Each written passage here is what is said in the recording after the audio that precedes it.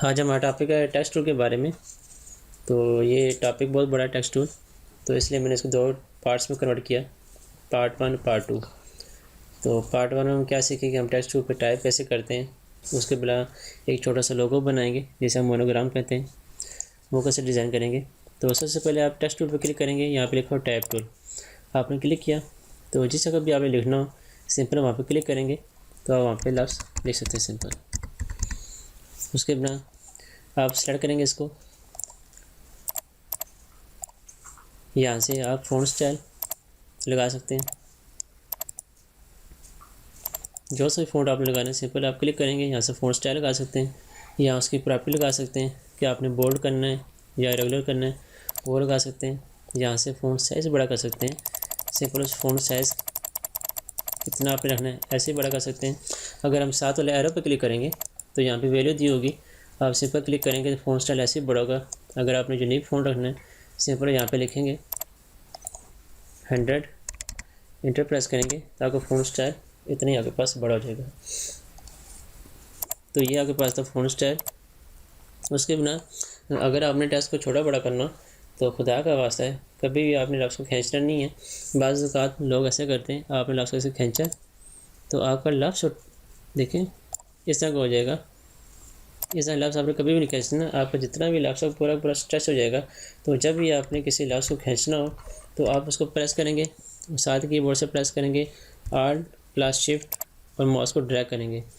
आप जैसे माउस को ड्रैग कर रहे हैं आपको नज़र आ रहा है कि चारों साइड से आपका फ़ॉन्ट साइज़ छोटा बड़ा हो रहा है।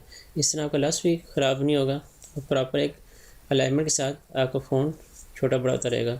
अगर आपने किसी एक जगह से बड़ा करना है फिर प्रेस करेंगे शिफ्ट को और माउस को ड्रैग करेंगे, आपको फ़ोन देखें एक ही साइड से हो रहा है लेकिन फिर भी एक यूनिक पॉइंट पे बड़ा हो रहा है। तो ये कुछ प्रॉपर्टी थी हमारे पास टाइप टूल के बारे में। उसके बाद हमारे पास ऑप्शन आता है area type tool. Area type tool तब काम आता है कि जब हमने किसी टेक्स्ट को किसी शेप के अंदर लिखना हो। मिसाल के तौर पर अगर मैंने यहाँ पर एक शेप लिखी, मैंने एक शेप पॉलीगॉन यहाँ पर ड्रा किया, मैंने सेलेक्ट किया, मैंने इसका फिर ख़त्म किया, फ़ॉन्ट मैंने यहाँ से स्टॉप लगा दी। अब मैंने इसके अंदर कुछ लफ्ज़ लिखना है, मैं सिलेक्ट करूँगा, यहाँ पे जाएंगे, यहाँ से चूज़ करेंगे एरिया टाइप टूल, क्लिक करेंगे। जैसे क्लिक करेंगे यहाँ से साइज़ आप छोटा कर लें। देखिए आप जितना भी टेक्स्ट लिखेंगे आप एक एरिया के अंदर महसूस लिख सकते हैं। आपने इसको कॉपी किया Ctrl+C से, कंट्रोल भी करते जाएंगे क्योंकि जितना भी टेक्स्ट होगा एक मखसूस शेप के अंदर लिखा जाएगा।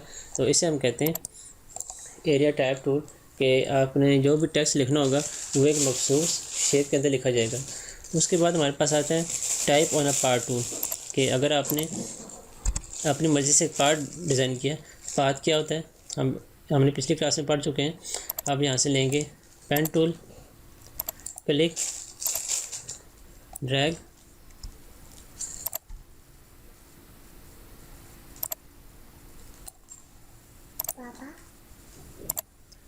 आपने यहाँ पे लिया, यहाँ से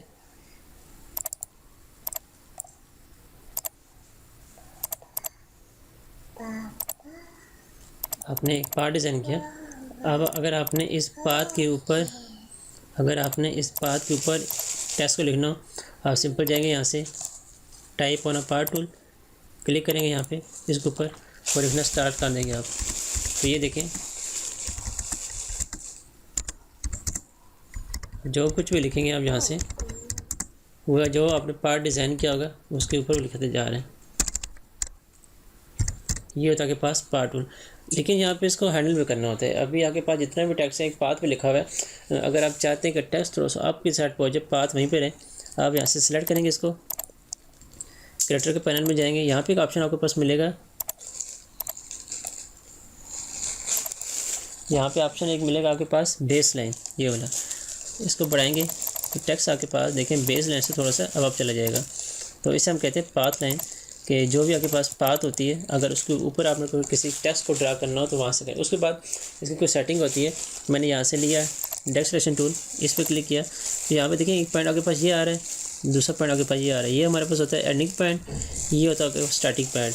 कि स्टार्टिंग पॉइंट का मतलब होता है कि आपका टेक्स्ट कहाँ से स्टार्ट हो रहा है आपने सिंपल इस पर क्लिक करना है। जैसे आपके पास एक कर्सर आपके पास ब्लैक रंग का होगा एरो, ये ड्रैग कर देंगे, जितना आपके पास एरिया आएगा आपने उतना ही इस एंडिंग पॉइंट को रखना है। दरमियान में आपके पास हैंडल आ रहा है ये वाला,